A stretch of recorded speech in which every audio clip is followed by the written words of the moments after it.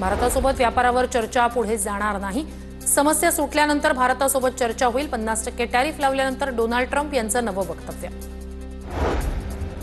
कर्नाटकात लोकसभेवेळी सीट चोरी झाली। राहुल गांधींचा कर्नाटकातून पुन्हा निवडणूक आयोगावर आरोप। एकापेक्षा अधिक सीट चोरी झाल्या, आम्ही शोधून काढले, राहुल गांधींचा आरोप।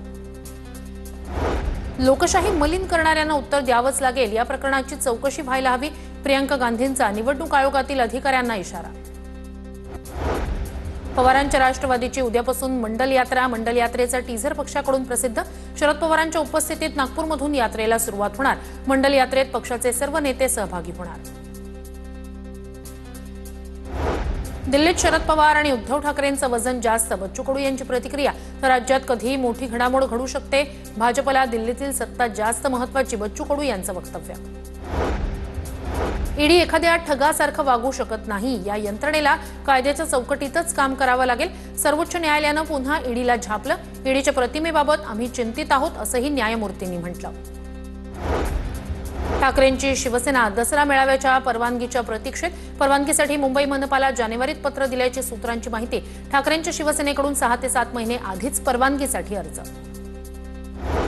निवडणूक प्रक्रियेतील अनियमितता खूप आधी उघडकीस आली असती। राहुल गांधींच्या आयोगावरील आरोपांनंतर प्रकाश आंबेडकर यांचं ट्विट। राहुल गांधींनी चांगलं काम केलं, प्रकाश आंबेडकर यांच्याकडून कौतुक। नाशिकमध्ये ठाकरेंची शिवसेना आणि मनसेच्या बैठकीत पदाधिकाऱ्यांमध्ये वाद। ठाकरेंच्या 2 पदाधिकाऱ्यांचा बैठकीत वाद। विनायक पांडे यांनी बैठकीतून घेतला काढता पाय। दोन्ही पदाधिकाऱ्यांची वादादरम्यान शिवीगाळ।